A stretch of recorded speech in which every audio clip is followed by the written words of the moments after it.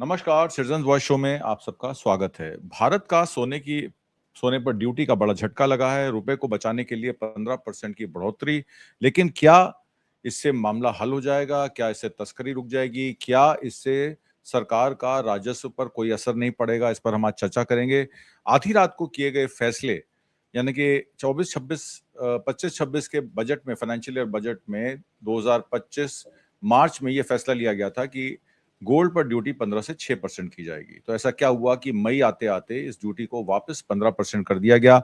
आधी रात को लिए गए एक फैसले ने भारत के 70 अरब डॉलर के सोने के बाजार में हलचल मचा दी। सरकार ने सोने और चांदी पर लगने वाली प्रभावी आयात ड्यूटी को 6% से बढ़ाकर 15% कर दिया है। यह फैसला 13 मई 2026 को तुरंत लागू हो गया है।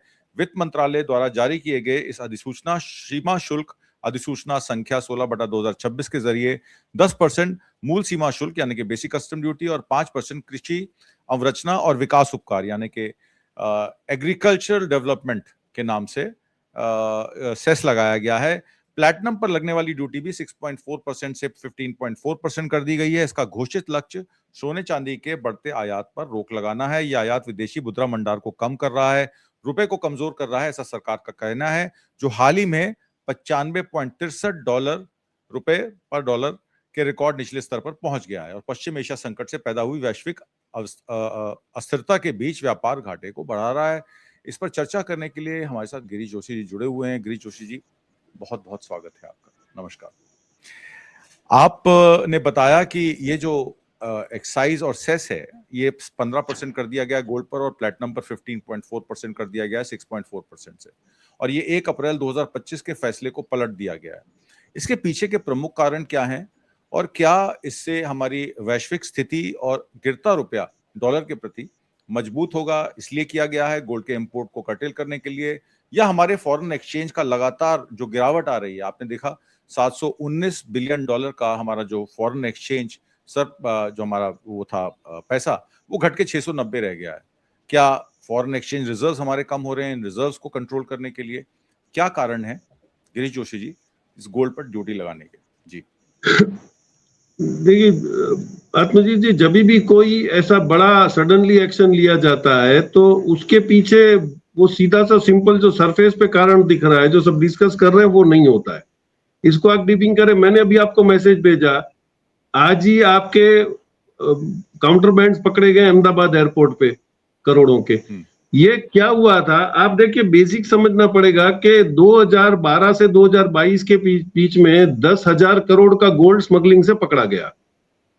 अब इसको आप काउंटर करने के लिए किसी ने रातों रात सलाह दे दी कि ऐसे करो, ड्यूटी कम कर दो, स्मगलिंग बंद हो जाएगा। उन्होंने फट से बजट में डिक्लेयर कर दिया कि अब 15% नहीं, 5% प्लस 1 16 6% हो जाएगा। अब 6% आपने कर दिया, स्मगलरों का गोल्ड में से तो इंटरेस्ट चला गया, लेकिन उन्होंने अपना धंधा बंद नहीं करा। सडनली दे स्टार्टेड चेंजिंग, उन्होंने अपनी प्रेफरेंसेस चेंज कर दी। गोल्ड छोड़ के इन लोगों ने नारकोटिक्स में हाथ डाला, थाईलैंड और मलेशिया से आपके ड्रग्स आने लगे। फिर और एक नया चीज हुआ था कि आपके डोमेस्टिक में सिगरेट के ऊपर आपने बहुत सारे टैक्सेस लगा दिए, एक्साइज वगैरह, तो सिगरेटें हो गई महंगी। तो ये कंबोडिया में एक कंपनी ने इंडियन ब्रांड की डुप्लीकेट सिगरेटें फेक बना के, जिसमें इंडियन एक्सप्रेस का बहुत बड़ा रिपोर्ट आया था कि इन लोगों ने वहां से सिगरेट स्मगल करना शुरू करा अंडर द डिसगाइज के वो पेपर का स्क्रैप आ रहा है, उसमें सिगरेट आ रही है, और जो मेटल का स्क्रैप आ रहा है उसमें काउंटर बैंड में क्या आ रही है, चिप्स आ रही है ड्यूल यूज की, लैपटॉप आ रहे हैं, प्रोमैक्स आईफोन्स आ रहे हैं। तो उन्होंने ये एक बिल्कुल उन्होंने अपना चेंज कर दिया, जिससे गवर्नमेंट को बहुत ज्यादा नुकसान होने लगा, क्योंकि नारकोटिक्स और काउंटर बैंड जो आने लगे उसमें लोकल इंडस्ट्री को, ये अभी अहमदाबाद पे पकड़ा गया है 1.5-2 घंटे पहले जी। तो आप ये देखिए कि ये जो इन्होंने मोडस ऑपरेंडी चेंज करी, इसमें गोल्ड का तो मार्केट भी खत्म हो गया। गोल्ड के जो ज्वेलर्स जो पूरा एसोसिएशन था वो भी बहुत बड़ा गवर्नमेंट से नाराज हो गया। इसमें सडनली क्या हुआ था कि इन्होंने काफी मिस एडवेंचर्स भी कर दिए थे। आप देखिए तो अप्रैल 2026 में director general of foreign trade ने गोल्ड, प्लेटिनम और सिल्वर को जो फ्री इंपोर्ट के लिए अलाउड था, ओजीएल की आइटम थी, उसको उन्होंने रिस्ट्रिक्टेड में डाल दी। अब वो रिस्ट्रिक्टेड में डाल देने से सिर्फ चैनलाइजर इंपोर्ट कर पाएगा, तो ओपन उसमें रहे नहीं। और उसी वक्त एक नया सिस्टम हो गया था कि आपने कम से कम, मैं आपको कुछ आंकड़े दे दूं तो 2015 से 20 तक 11 टन सोना पकड़ा गया था, 16,555 करोड़ का। 2024-25 में आपने 2600 किलो पकड़े और 23-24 में 3000 किलो। उसमें से 24-25 में आपने जो कॉन्फिस्केट होके चला जाता है वो रिजर्व बैंक में, उसमें से 3400 किलो आपने ऑक्शन कर दिया। अब ये एक सिस्टम होता है गवर्नमेंट का। अब वो गोल्ड का कोई क्लेमेंट नहीं है, तो वो गोल्ड रिजर्व बैंक की मालिकी का माना जाता है और वो देते हैं। Security printing and minting corporation of India limited को उन्होंने दे दिया और उसने गोल्ड का जो ओरिजिनल, जो मतलब इंपोर्टेड ब्रांड वगैरह जो होता है वो सारा मेल्ट करके वो इंडियन लॉग्स में बना के वो रिजर्व बैंक में जमा करा देते हैं। तो आपको बगैर कोई $1 खर्चा करे आपको 3400 किलो गोल्ड मिल गया, ये कॉन्फिस्केटेड। अब इसमें कुछ लोगों का ऐसा मानना भी है कि भाई अभी आपने जैसे रिस्ट्रिक्ट कर दिया तो ड्रग्स में से निकल के और काउंटरबैंड से निकल के फिर ये गोल्ड स्मगलर्स एक्टिव हो जाएंगे। अब इसमें लास्ट टाइम जो आपने 3000 किलो पकड़ा था 23-24 में, उसमें से 800 किलो तो चाइना से आया था गोल्ड। अब वहां से कहां कहां से पकड़े जाते हैं। बॉम्बे में पकड़ा, मुंबई में एयरपोर्ट पे पकड़ा गया था 33 करोड़ का, वो नायरोबी से पैसेंजर लेके आया था।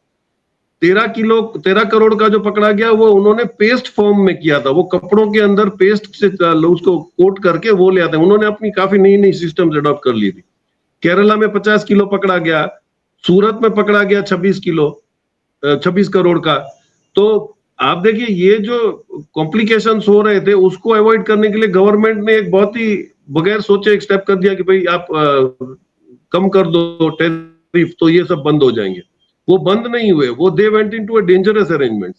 तो अभी जैसे वहां से डुप्लीकेट सिगरेटें आ रही हैं, नारकोटिक्स आ रहा है, डबल यूज की ई सिगरेट्स बन के आ रही हैं, जो आपने 2019 में बैन किया था ई सिगरेट्स, वो 10 करोड़ की पकड़ी गई है एयरपोर्ट पे। तो ई सिगरेट्स भी स्मगल हो रही हैं।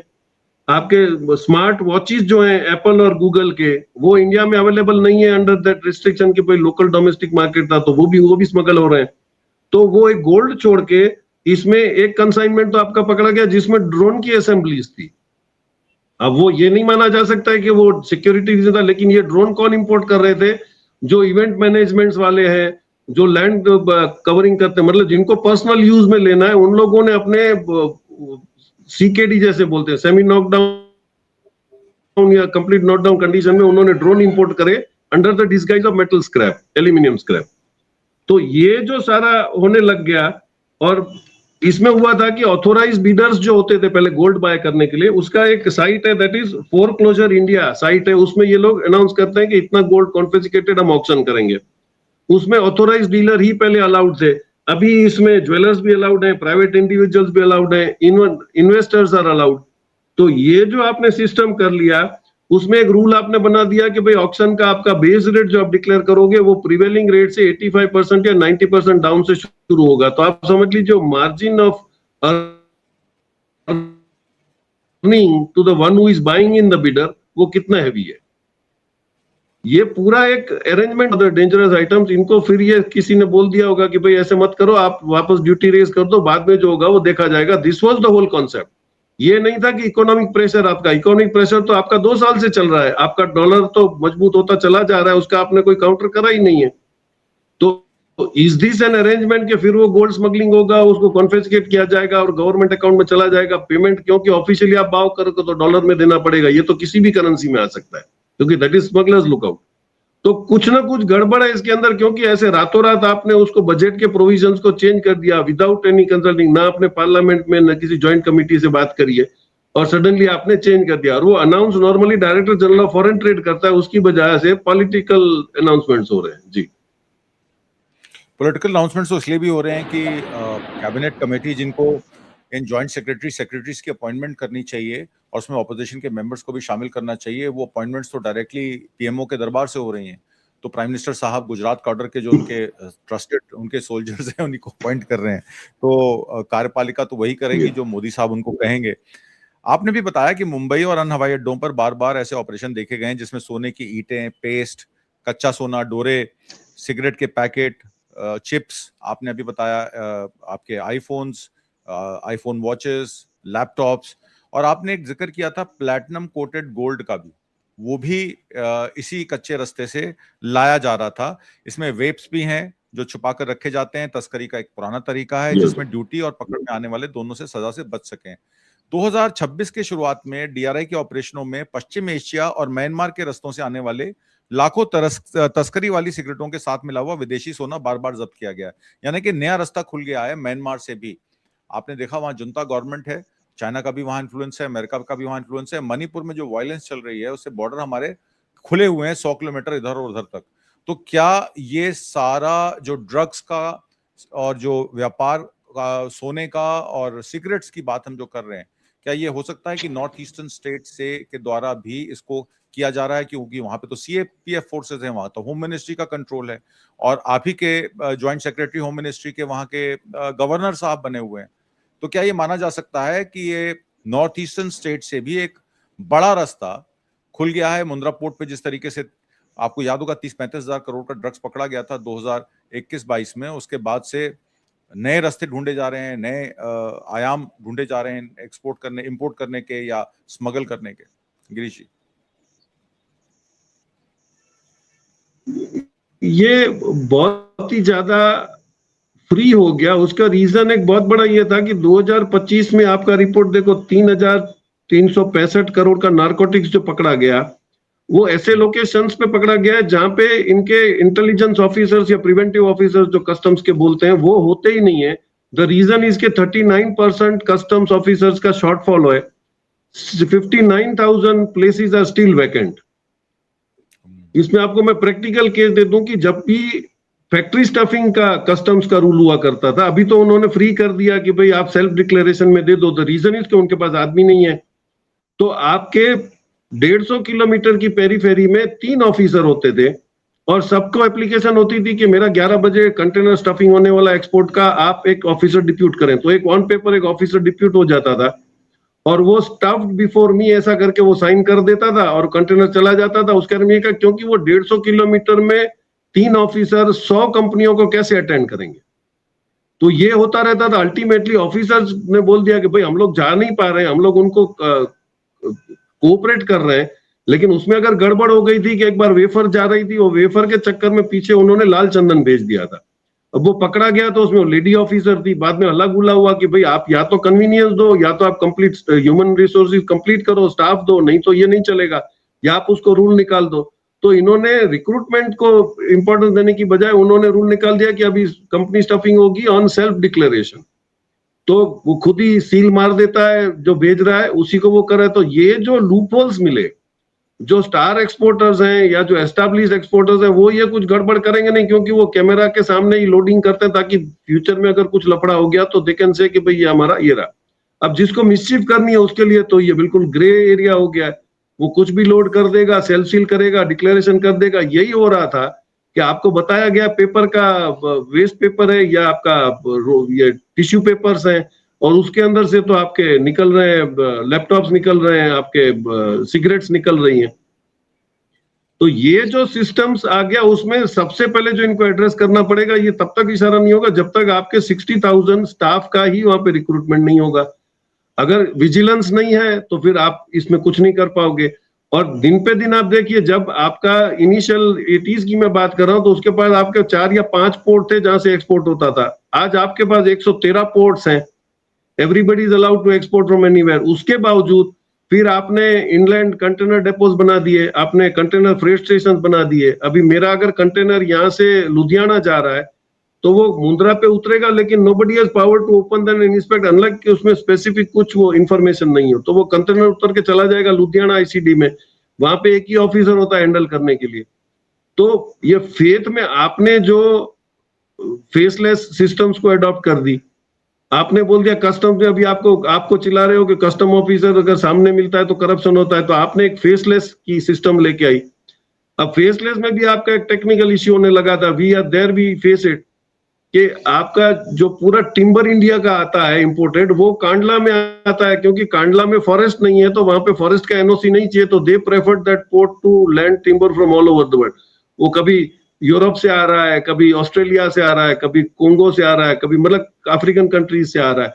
तो वो आता था टिम्बर जैसे क्लियर होके, उसमें वो चला जाता था आपके आईसीडी में या सीएफएस में, वहां से वो ड्यूटी भर के फिर वो रिलीज करते थे। अब इसमें दिक्कत ही ये पड़ती थी कि सेल्फ डिक्लेरेशन का आपने सिस्टम बता दिया, स्टॉक टेकिंग किसी का होता नहीं था। तो वो जैसे ही उन्होंने कर दिया कि अभी हम फेसलेस करेंगे क्लियरेंस, तो आपको नहीं पता है कि आपने बिल ऑफ एंट्री फाइल करी वो कहां जा रही है। तो बिल ऑफ एंट्री जैसे आपने फाइल करी, एक प्रैक्टिकल केस में आपको बता दूं कि वो चला गया दिल्ली के एक एयरपोर्ट के कस्टम ऑफिसर के पास, जिसने कभी दिल्ली एयरपोर्ट छोड़ा ही नहीं था। अब उसको पता ही नहीं टिम्बर का प्रोसीजर क्या है, और उसको फिर 24 आवर्स में उसको क्लियर भी करना है, नहीं है तो उसको ऑब्जेक्शन रेज करना पड़ेगा। He can not hold back the bill of entry for more than 12 hours या 24 आवर्स। तो वो क्या करता था, उसको नहीं समझ में आता था तो वो क्वेरियां डाला करता था। तो जिस आदमी ने उसको क्लियर करवाया, उसको बड़ी मेहनत करनी पड़ी, अल्टीमेटली फाउंड इट कि वो किस ऑफिसर के पास है। और ये क्या मजाक रखा कि मेरे को नहीं पता है कि मेरा बिल ऑफ एंट्री क्या है, लेकिन बिल ऑफ एंट्री जिस ऑफिसर के पास है उसको तो पूरा कच्चा चीटा मेरा पता है कि कौन इसका क्लियरिंग एजेंट है, किसने, इंपोर्टर कौन है, इसका एक्चुअल यूजर कौन है। तो इट वाज ऑल ए मोकरी। वो बहुत ही गाई में ये लोग सिस्टम्स को अडॉप्ट करवा देते हैं दिखाने के लिए कि हम लोग फॉरेन के सिस्टम से कर रहे हैं, लेकिन you are not equipped for that. आपके पास सर्वेलेंस नहीं है, आपके पास ह्यूमन इंटेलिजेंस के बगैर आप तब तक नहीं काम कर पाओगे जब तक कि आपके पास इलेक्ट्रॉनिक सर्वेलेंस 100% श्योर हो और उसका विजिलेंस भी होता हो। तो ये सारे टेक्निकल प्रॉब्लम्स की वजह से हमें भुगत रहे हैं। तो इसमें अगर आप कोई भी पॉलिसी चेंज करोगे तो जो लेबागू है, जिनके पूरी सिस्टम इतने सालों से चल रही है पैरेलल, वो तो अपना कुछ ना कुछ जुगाड़ कर ही लेंगे, और ये इसी का नतीजा है। जी, इसमें दो बातें महत्वपूर्ण आपने कही कि 35% वैकेंसीज है तो ह्यूमन इंटेलिजेंस हमारे पास नहीं है। सर्वेलेंस के मेथड जो हैं वो वाइडली सर्कुलेटेड नहीं है। कुछ एरियाज में विजिलेंस है, आइडेंटिफिकेशन है, कुछ एरिया में सर्वेलेंस बिल्कुल निल है, और उसका फायदा जो है, जो लोग इंपोर्ट करते हैं उसका फायदा वो उठाते हैं। इसमें एक महत्वपूर्ण बात आपने और कही कि जब पिछली बार ड्यूटी लगभग 15% थी जुलाई 2024 से पहले, तो तस्करी में जबरदस्त उछाल आया था। हर साल ग्रे मार्केट के जरिए 120 टन सोना अवैध रूप से देश में आता था। सरकार ने जानबूझकर 2024 के मध्य में ड्यूटी घटाकर 6% कर दी थी ताकि तस्करी के उन प्रस्तावनों को खत्म किया जा सके और व्यापार को सरकारी रिकॉर्ड में लेके आया जा सके। यही उनकी मंशा थी। ड्यूटी में कटौती के बाद अप्रैल 2026 में आयात लगभग 30 साल के सबसे निचले स्तर पर पहुंच गया था। तो इसका मतलब यह है कि ड्यूटी को जब वापस 15% किया गया है और कॉन्फिस्केशन आप कह रहे हैं कि ज्यादा हो रही है, तो क्या ये भी माना जा सकता है कि ये मिंट ट्रेजरी को बढ़ाने का या एक तरीका भी हो सकता है? क्योंकि आपको पता है वर्ल्ड ओवर ब्रिक्स करेंसी के चलते, जरा ये समझा दीजिए। क्योंकि आप ड्रग्स पकड़ोगे, सिगरेट पकड़ोगे, तो वो एज पर कस्टम तक तो आपने उसको नाश कर देना है।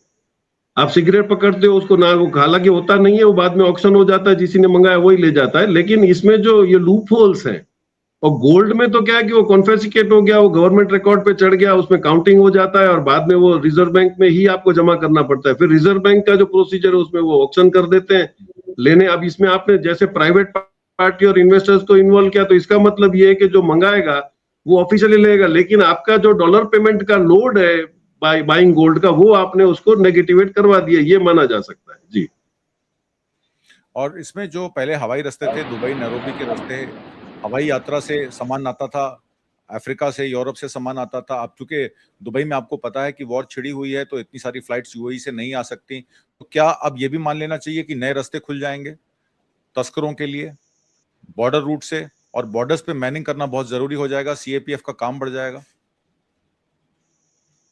ये अभी देखिए, जैसे नॉर्मली क्या होता है कि इन लोगों ने फिशिंग जो जितने भी हेलमेट्स हैं उसके ऊपर उन्होंने विजिलेंस स्ट्रिक्ट कर दिया, इसकी वजह से कि अभी आपको जरूरी नहीं है कि वो बड़ा वाला शिप आपको आपके किनारे पे ही माल देगा। तो ये अभी इस एवज में दोनों तरफ से दिक्कत हो गई कि इन्होंने छोटी डोज को या फिशिंग बोट्स पे विजिलेंस तो बढ़ा दिया, लेकिन उसी के लिए फिर आपके पास स्टाफ नहीं है। और विजिलेंस अगर आप बढ़ाते हो तो वो मटेरियल जो आ रहा है वो ये करेंगे, भाई फिशिंग वालों की परेशानी हो गई, अभी उनका विजिलेंस ज्यादा बढ़ गया, उनके जो सीमेन कार्ड्स हैं वो बहुत ही रिस्ट्रिक्टेड उसमें मिलने लगेंगे, उनका क्रेडेंशियल देखा जाएगा। तो ईज टू डू बिजनेस तो आप कहीं नहीं कर पा रहे। द रीजन इज कि आपने ह्यूमन इंटेलिजेंस खत्म कर दिया। आज से पहले जब इलेक्ट्रॉनिक सर्वेलेंस नहीं होता था, तभी भी आपको कितने ऐसे इंटेलिजेंस ऑफिसरों को मैं जानता हूं जिनको इंपोर्ट वहां से निकलने के पहले उनके पास कंटेनर नंबर तक आ जाते थे कि सर ये कंटेनर नंबर में इतनी मिस्चिफ करी गई है। कैसे होता था?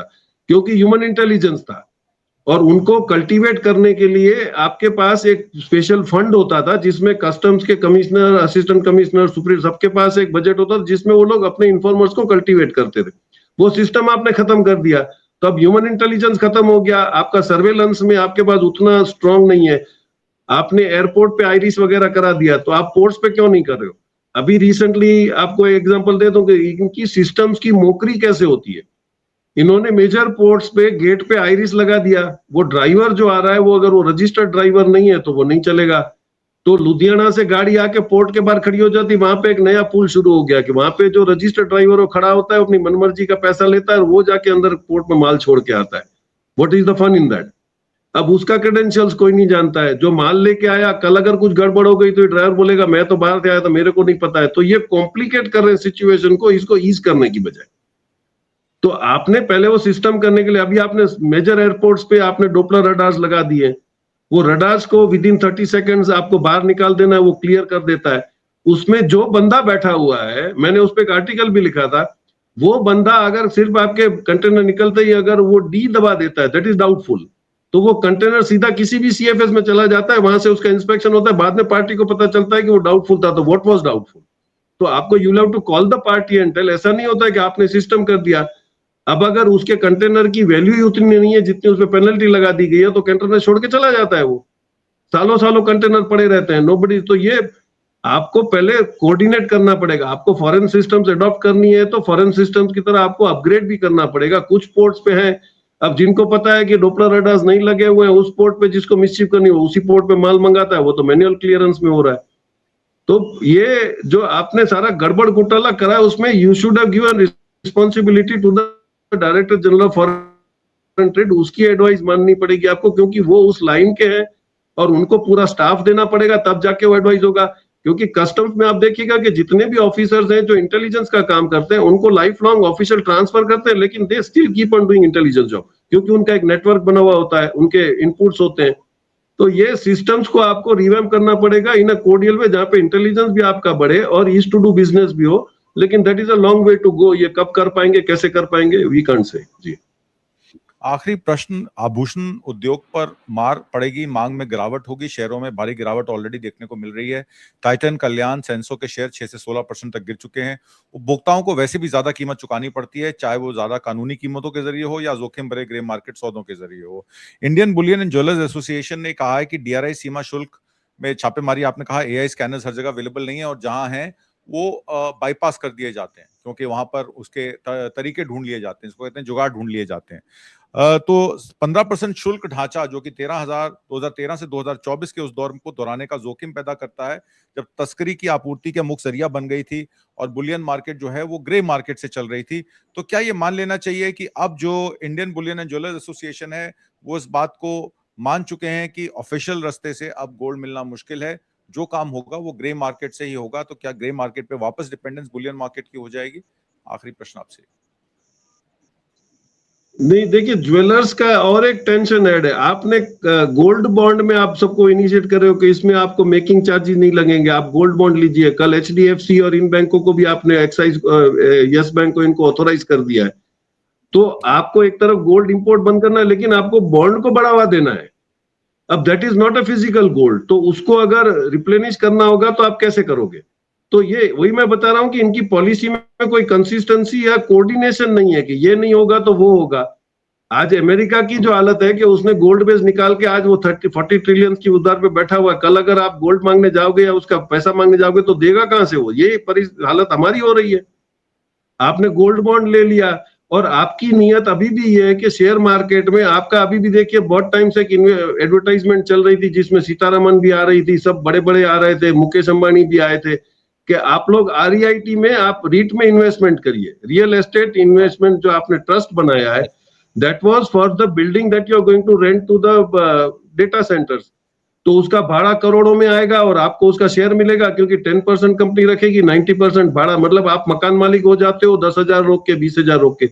अब उसको बढ़ावा देने के लिए आप ये फिर जो छोटी मोटी जो ये एडजस्टमेंट्स कर रहे हो वो फिर महंगा पड़ेगा, क्योंकि जो पैरेलल इकोनॉमी जो 2 नंबर की चल रही है उनके पास तो अपने रास्ते बहुत होते हैं, वो आपको इस तरह से तो कंफर्टेबल होने नहीं देंगे। तो आपको ऐसा रास्ता निकालना पड़ेगा। आपको एक ही एग्जांपल देता हूं, जब मनमोहन सिंह को बोला गया था कि रियलाइज कर दे, तो आप कहीं पे पढ़िएगा कि इंदिरा गांधी ने डॉक्टर मनमोहन सिंह को बुला के बोला था कि भाई हाजी मस्तान करीम लाला ये लोग बॉम्बे में मसल पावर और मनी पावर से इतने पावरफुल हो गए हैं कि वो हमको तो कभी जीतना ही नहीं देंगे। उस टाइम पे मनमोहन सिंह के दिस आइडिया के काम करो, डीजीएफटी को बुला के बोल दो कल से इंपोर्ट फ्री, जिसको भी जो पैसेंजर को ले आना है वो ड्यूटी भरेगा, तो स्मगलिंग टोटली जीरो हो गई। और हाजी मस्तान करीम लाला आज कहाँ है, वो it is on the paper. तो ये होता है, आपकी पॉलिसी इतनी ट्रांसपेरेंट और फुल प्रूफ होनी चाहिए कि उसके अंदर कोई लूप होल नहीं हो। तो आपके लूप होल इतने हैं कि आपके पास ह्यूमन रिसोर्सेज नहीं है, आपकी पॉलिसी जो बनाते हो उसका दूसरा एडवांटेज कैसे ले पाएगा, उसके ऊपर आपका इंटेलिजेंस का रिपोर्ट नहीं है। तो ये मिसफायर हो रहा है, ये मिस इन्फॉर्मेशन आपके पास पहुंच रही है और आप पॉलिसियां बनाते जाते हो, विड्रॉ करते जाते हो, इसमें अल्टीमेटली भुगतेगा। अब ज्वेलर्स की भी टेंशन हो गई है, अब उनको भी लगता है कि ये होगा कि एक तरफ इंपोर्ट महंगा हो जाएगा, दूसरी तरफ अगर ये बॉन्ड शुरू हो जाएंगे तो who will really invest into physical gold. तो अभी ये कॉम्प्लिकेशन होगा, इसको देखते हैं गवर्नमेंट इसका कोई रास्ता निकालने में सीरियस है या whether some official statement will come on this, की क्यों करा इन्होंने। जी रीट की जहां तक आपने बात की, तो मैं बता दूं दर्शकों को, ब्लैक रॉक का $40 बिलियन एसेट अंडर मैनेजमेंट है, जो रियल स्टेट इन्वेस्टमेंट्स को ही देखता है। और यही पी इन्वेस्टमेंट्स को बचाने के लिए रीट के लिए माधुरीपुरी बुच ने भी एक कवायद की थी। ये सरकार चाहती है ब्लैक रॉक जैसे बड़े बड़े इन्वेस्टर्स आएं और हमारी रिस्पॉन्सिबिलिटी को टेक ओवर कर लें, हम गंगा नहा लें और हमारा काम पूरा हो जाए। हालांकि गंगा साफ अभियान का भी कार्यक्रम पूरा नहीं हुआ है, ये तो आने वाला समय बताएगा। पर यह जरूर है कि आम खरीदारों के लिए सोना बहुत महंगा हो जाएगा। जिस तरीके से प्रधानमंत्री मोदी ने 2024 में कहा था कि कांग्रेस आपका मंगलसूत्र खींच के ले जाएगी, चोरी कर लेगी, शायद अब वो समय मोदी सरकार के लिए आ गया कि मंगलसूत्र होगा ही नहीं तो छीनेगा कौन। आज की परिचर्चा में भाग लेने के लिए गिरीश जोशी जी, आपका बहुत बहुत धन्यवाद। नमस्कार। Thank you.